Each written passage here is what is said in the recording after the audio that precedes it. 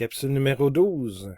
Là, on va faire des répétitions linéaires, hein, des copies dans des directions linéaires. Cet outil-là est aussi pas si pire à utiliser.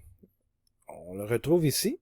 Si je clique sur la fonction répétition linéaire, j'ai ça qui apparaît ici.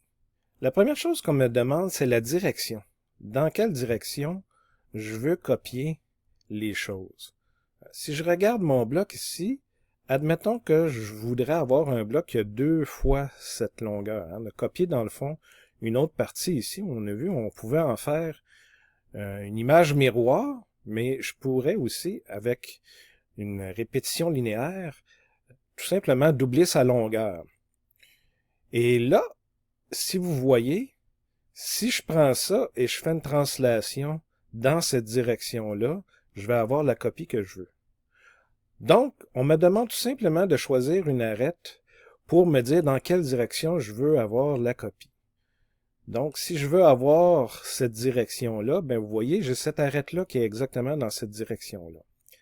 Si je la sélectionne, je pourrais choisir une deuxième direction aussi. Pour l'instant, oui, je pense que pour l'instant, je pourrais faire une deuxième direction. Hein, on va dire, mettons, dans cette direction-là. Là, vous voyez les flèches.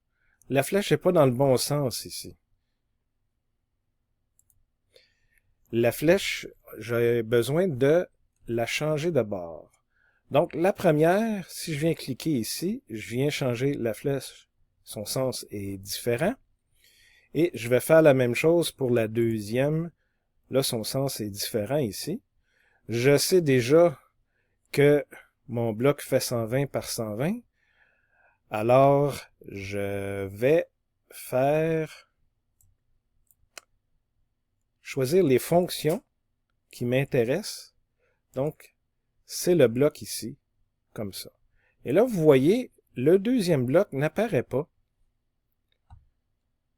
Si je viens ici, le deuxième bloc n'apparaît pas. Le problème qu'il y a, c'est que c'est pas tout à fait cette même longueur-là. Hein? Mon point ici est pas tout à fait le même.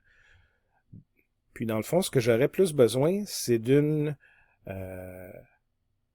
symétrie. Donc, on va tout simplement enlever la deuxième direction, puis on va garder celle-ci comme ça. On ira faire une symétrie tantôt. Donc là, je vois ce que ça donne, et je vois ici que j'ai mon bloc du double de longueur. Parfait. J'aurais pu mettre plusieurs... Hein, si je change la fréquence comme ça, hein, j'ai mon bloc ici. Vous voyez, la quantité, c'est 2. Si je l'augmente à 3, ça change la longueur ici. Donc, là, maintenant, j'ai le triple de la longueur. Là, on va aller faire notre symétrie, tout simplement. Donc, symétrie. On choisit ça ici comme symétrie. Là, vous voyez, ma répétition linéaire avait déjà été sélectionnée, donc SolidWorks me l'a entré automatiquement. Je fais un crochet, et là, j'ai peut-être plus la pièce que je voulais avoir ici. C'est parfait. Maintenant, si je veux avoir mon cylindre se répéter ici et là, je vais encore faire une répétition linéaire. Je peux déjà sélectionner mon cylindre ici et aller cliquer sur répétition linéaire. Et là, vous voyez, mon cylindre est déjà sélectionné dans la fonction à répéter. Il faut tout simplement que je lui dise c'est quoi les directions. J'en ai une ici. C'est pas 120, hein? Ça va être 60 mm. Donc, vous voyez ici, hein, là, j'ai le bon espacement comme ça. La deuxième direction, je vais choisir cette ligne-là. Et là, est-ce que j'ai la bonne direction? J'ai pas la bonne direction. Je vais changer cette direction-là ici. Et je vais choisir 60 mm aussi. Et là, ça me dit occurrence 1. Je pourrais dire occurrence 2. Et là, vous voyez, ça apparaît comme ça. Parfait. Mais dans ce sens-là, j'ai pas le bon nombre d'occurrences, donc je peux augmenter ici le bon nombre d'occurrences et tout simplement faire crochet vert.